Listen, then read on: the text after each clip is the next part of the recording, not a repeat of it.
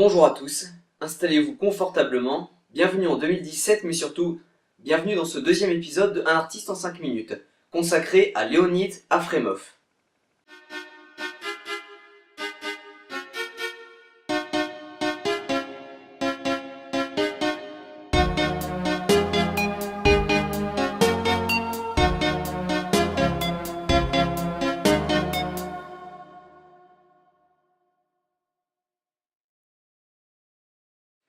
Leonid Afremov est un peintre biélorusse avec un style bien reconnaissable.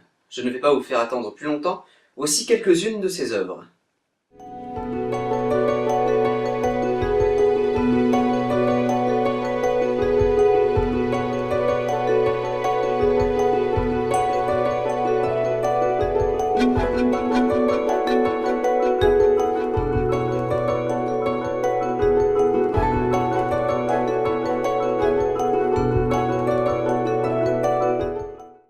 On peut remarquer des similitudes assez fortes entre certains de ses tableaux. En effet, il aime bien peindre des chemins ou des routes avec une ou deux personnes, au loin, vues de dos.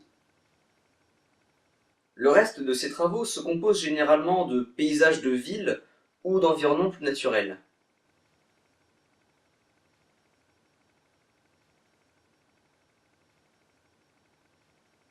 Pourtant, son œuvre n'est pas vraiment monotone, puisqu'il varie parfois ses sujets. Par exemple, il a aussi peint des séries de portraits d'artistes, des tableaux où le couple est au premier plan, et pas au loin marchant sur une route, ainsi que quelques tableaux représentant des chats ou des fleurs. Mais au-delà de ce qu'il représente, c'est par le style d'Afremov, sa manière de représenter les choses, que ces tableaux deviennent des œuvres vraiment reconnaissables. Tout d'abord, il peint à l'aide d'un couteau.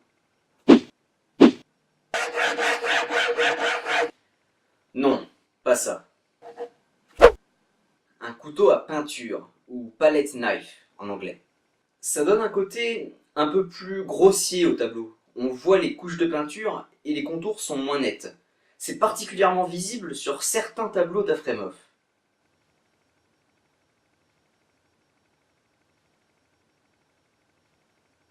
Je trouve qu'Afremov profite très bien de cet outil, notamment pour représenter les reflets sur le sol dus à la pluie.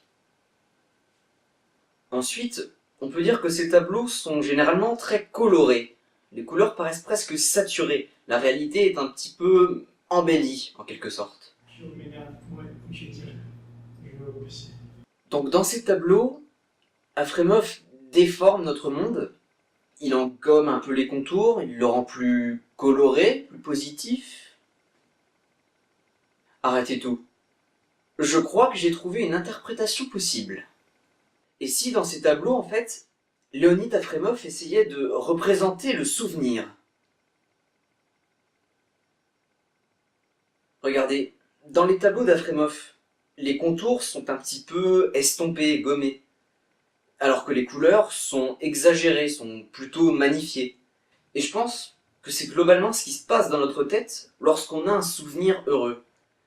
On a tendance à se concentrer sur ce qui nous a rendu heureux dans cet événement, d'où les couleurs exagérées, et en revanche, on oublie beaucoup de détails, d'où les contours estompés.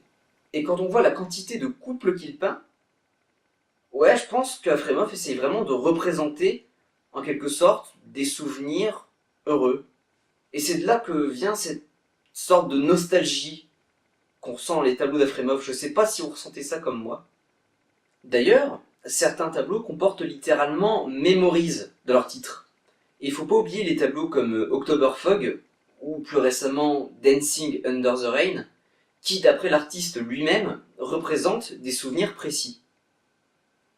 On pourrait même aller encore plus loin. Tous ces tableaux où on voit des gens qui s'éloignent de nous, est-ce que ça serait pas une représentation des souvenirs qui s'éloignent ? Oui, bon, je sais, je vais un peu loin. Et puis tous les tableaux ne correspondent pas exactement à cette interprétation, et puis tout le monde a un ressenti différent, bla bla bla. D'ailleurs, vous pouvez me donner le vôtre dans les commentaires, ça coûte rien et je suis honnêtement curieux. Allez, Un petit montage musical pour finir, et on passera à la conclusion.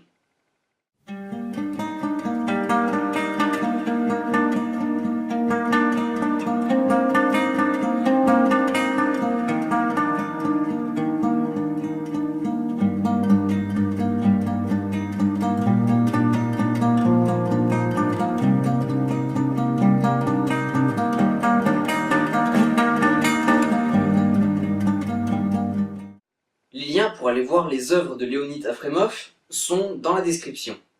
Il peint depuis des années et il est très actif, il y a donc beaucoup de choses à découvrir.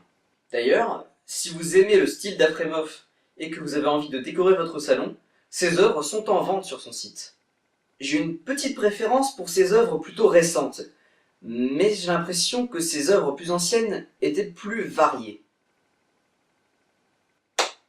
Sur ce, prenez soin de vous, et bien sûr on se quitte sur mon œuvre préférée de l'artiste. À la prochaine!